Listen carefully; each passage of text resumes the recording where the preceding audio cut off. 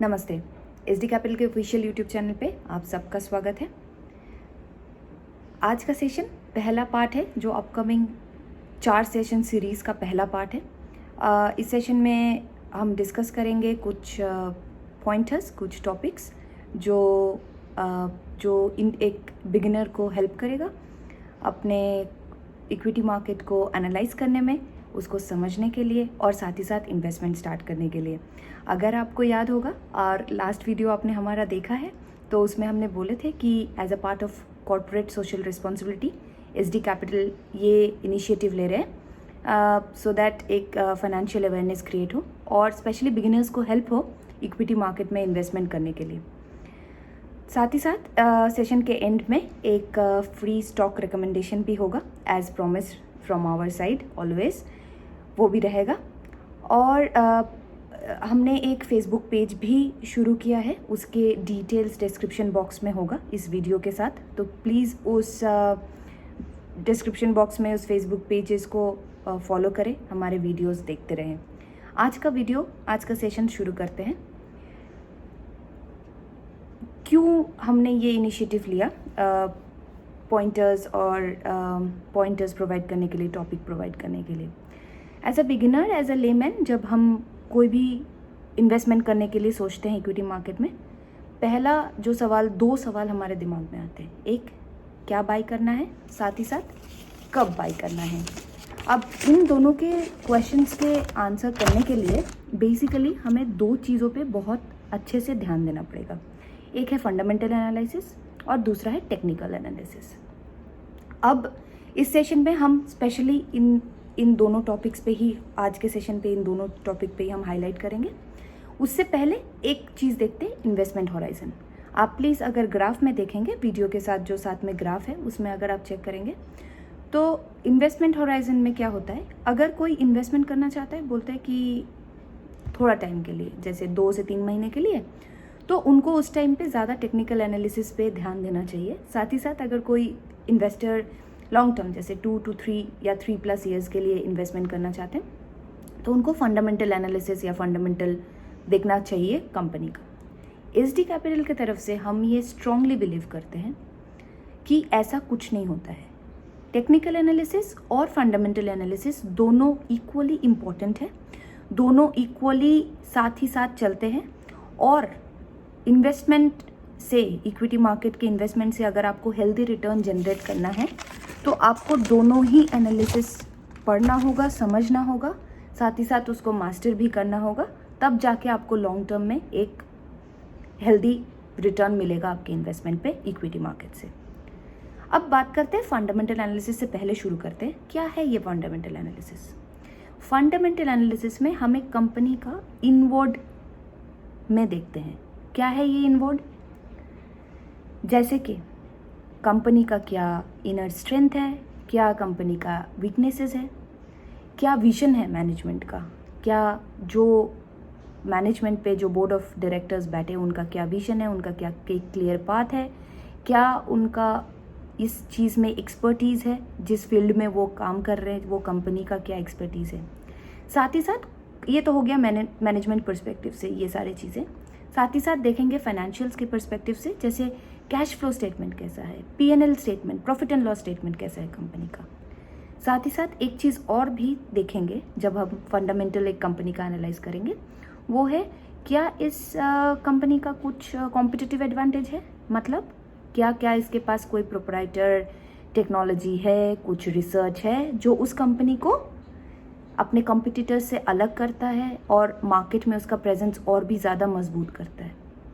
तो ये सारी चीज़ आपको देखना पड़ेगा। साथ ही साथ जब आप जब आप फंडामेंटल एनालिसिस कर रहे हैं, इस पे हम आपको 3 पॉइंटर्स देंगे। पहला है stock movement, stock price movement. इसको एनालाइज करने के लिए आपको एक कंपनी का कम से कम 2 से 3 साल का time frame, 2 to 5 years at least, आपको उसका स्टॉक मूवमेंट कैसे है, उसका स्टॉक प्राइस मूवमेंट का पैटर्न कैसा है, आपको वो एनालाइज करना पड़ेगा। अगर उस कंपनी का फंडामेंटल एकदम करेक्ट है तो ओवर द ईयर्स अगर मार्केट ऊपर नीचे जो भी हुआ, जैसे भी हुआ, उसके बावजूद भी उस कंपनी का एक स्टेडी अपवर्ड ग्रोथ रहेगा। कर्व जो होगा पॉजिटिव रहेगा उसके जो भी स्टॉक प्राइसेस है। सेकेंडली देखना पड़ेगा मार्केट कैपिटलाइजेशन। क्या है ये मार्केट कैपिटलाइजेशन? सिंपल लैंग्वेज में number of stocks in circulation into number price of the stocks. जितना बड़ा कंपनी उसके उतने नंबर्स ऑफ उसके ज़्यादा नंबर्स ऑफ शेयर्स, साथ ही साथ उसका मार्केट कैपिटलाइजेशन भी ज़्यादा। जो बड़े कंपनीज होते हैं जिसके मार्केट कैप्स बहुत ज़्यादा होते हैं, जो उसके स्टॉक्स ज़्यादा होते हैं, उसको हम बोलते हैं लार्ज कैप कंपनीज। साथ ही साथ मिड कैप कंपनीज भी है, साथ ही साथ लो कैप कंपनीज भी है, साथ ही साथ पेनी स्टॉक कंपनीज भी है। अब क्या है, जैसे रिलायंस हो गया, TCS हो गया, इन्फोसिस हो गया, ये सारे बिग प्लेयर्स हैं इंडियन मार्केट में, they are all large cap companies. क्या डिफरेंस होगा ये लार्ज कैप कंपनीज और स्मॉल कैप कंपनीज और पेनी स्टॉक कंपनीज में? वो है ये प्राइस मूवमेंट स्टॉक का। अगर आप इन लार्ज कैप कंपनी अगर आप ये लार्ज कैप कंपनीज का आप प्राइस मूवमेंट देखेंगे तो देखेंगे उसका काफ़ी एक स्टेडी प्राइस मूवमेंट होता है स्टॉक प्राइस का। साथ ही साथ अगर आप पेनी स्टॉक कंपनीज देखेंगे तो उसका होता है एक roller coaster ride. So in case आप पेनी स्टॉक कंपनीज में इन्वेस्ट करना चाहते हैं तो एक रोलर कोस्टर राइड के लिए तैयार हो जाए।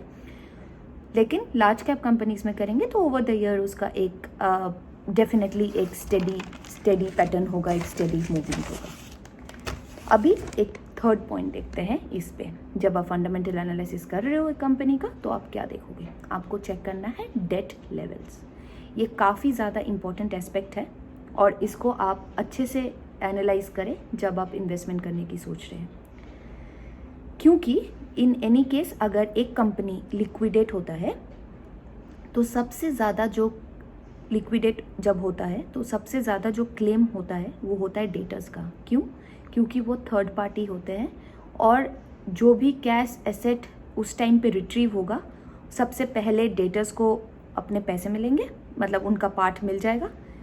उसके बाद इक्विटी होल्डर्स को मिलेगा, क्योंकि equity holders as a part of the owner consider होते हैं।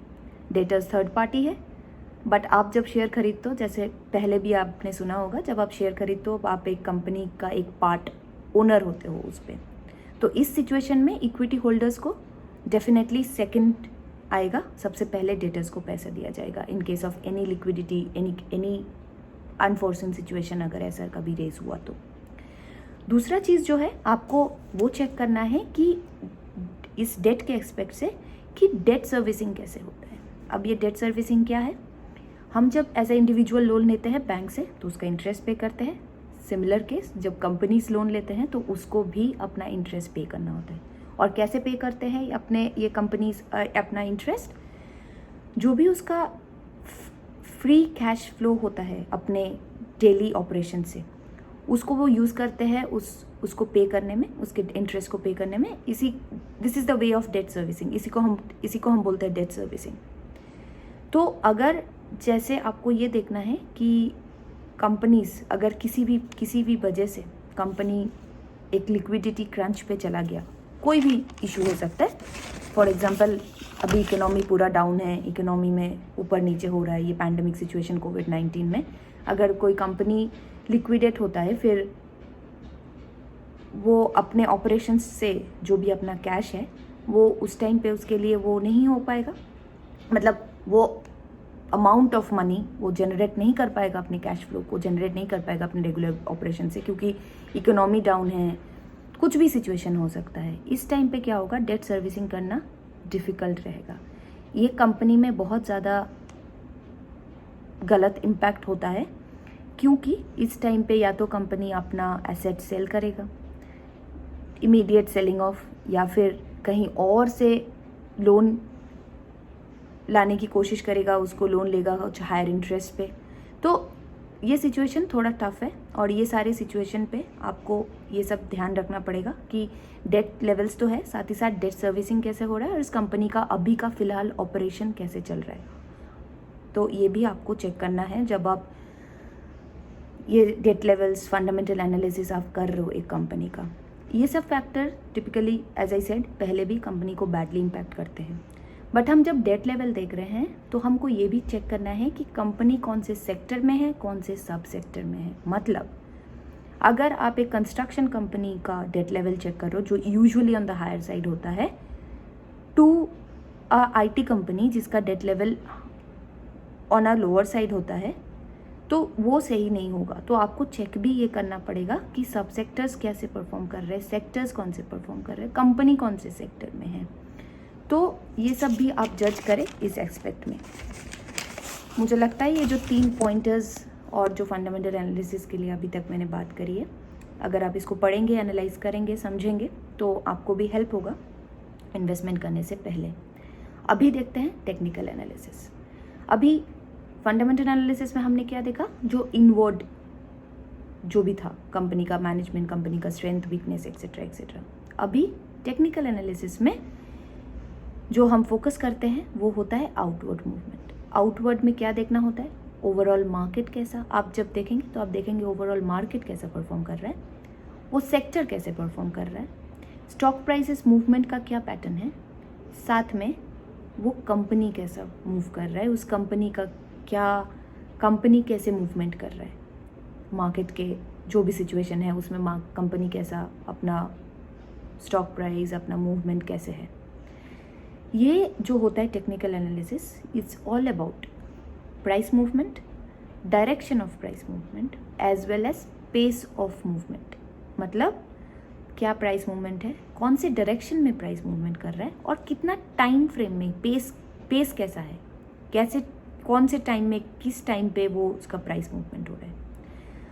अगर हम थ्योरी में देखेंगे तो अगर एक इन्वेस्टर इन्वेस्ट कर रहा है, एक स्टॉक बाई करता है और उसका प्राइस लेवल हाई हो जाता है तो उसको वो सेल करते हैं, प्रॉफिट बुक करते हैं, end of story. Secondly in theory ये भी होता है, इन्वेस्टर ने इन्वेस्ट किया, साथ ही साथ उसका प्राइस नीचे गया तो इन्वेस्टर उसको सेल करता है, उसके साथ शॉर्ट कवर करते हैं और अपना प्रॉफिट बुकिंग करते हैं।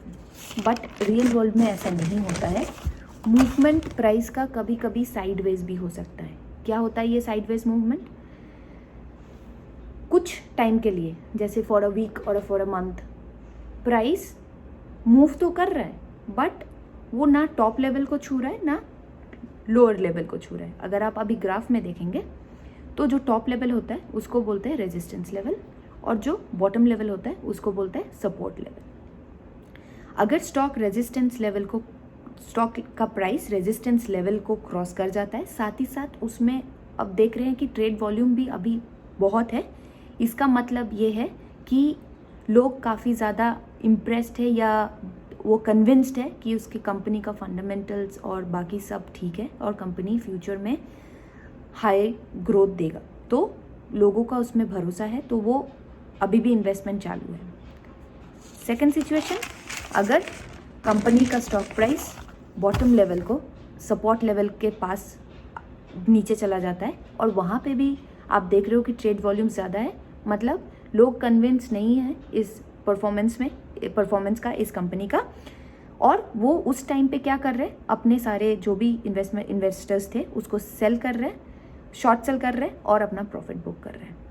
बट एसडी कैपिटल की तरफ से प्लीज़ प्लीज़ प्लीज़ हम ही आपको अलर्ट करते, वार्निंग देते हैं फॉर अ बिगिनर कि आप प्लीज़ इस शॉर्ट सेलिंग टेक्निक पे ना जाए।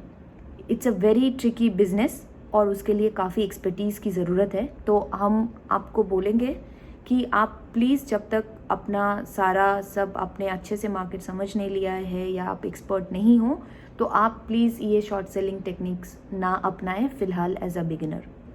जो एक्सपीरियंस इन्वेस्टर है वो इस टाइम पे भी अपना प्रॉफिट कर सकता है। ये जो प्राइस बैंड जो मूव हो रहा है साइडवेज, इसमें भी वो प्रॉफिट अपना अर्न कर सकता है। कैसे, वो बाई कर सकते हैं जब वो प्राइस सपोर्ट लेवल के पास हो और वो सेल कर देंगे जब वो प्राइस ऊपर जा रहा है रेजिस्टेंस लेवल के पास हो।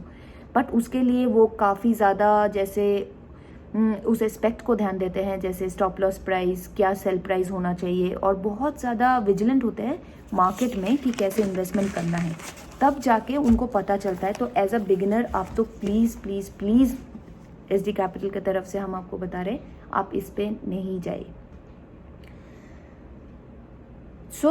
मुझे लगता है जो अभी तक जो हमने ये पॉइंटर्स डिस्कस किए हैं इस वीडियो में काफ़ी हेल्पफुल रहेगा।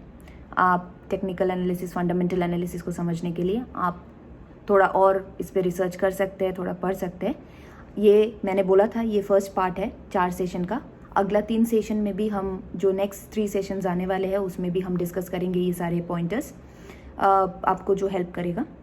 आई होप उससे आपको हेल्प हो। आज के लिए सेशन इतना ही, बट येस, ख़त्म करने से पहले, सेशन एंड करने से पहले आज का free stock recommendation. SD capital को लगता है सेल अच्छा परफॉर्म करेगा, बुल रन पे है और लॉन्ग टर्म इन्वेस्टमेंट के लिए अच्छा परफॉर्म करेगा। तो एज अ यूट्यूब व्यूअर, आप जो आपने पहले भी देखा होगा हमारे वीडियोस पे कि ये सजेशंस लेके भी आपको काफ़ी हेल्प हुआ है। ऑब्वियसली जो स्टॉक प्राइस है या क्या सेल प्राइस होगा, क्या स्टॉप लॉस प्राइस होगा, वो हम सिर्फ क्लाइंट्स के साथ डिस्कस करते हैं। बट आई होप आप इसको एनालाइज करेंगे, देखेंगे, तो आई होप इस रिकमेंडेशन से भी आपको हेल्प हो। आज के लिए इतना ही, मिलते हैं नेक्स्ट वीडियो पे। प्लीज़ हमारे वीडियोस देखते रहे, फेसबुक पेजेस फॉलो करते रहे। कुछ क्वेरीज हो, कुछ क्वेश्चंस हो तो प्लीज़ हमसे पूछें। स्टे सेफ, कोरोना अभी भी है, तो उम्मीद करते हैं कि सब सेफली घर पे रहेंगे या बहुत ही सेफली जो भी करना है करेंगे। Please take care of yourself. Next video पे मिलते हैं। Thank you so much. Thank you. Bye.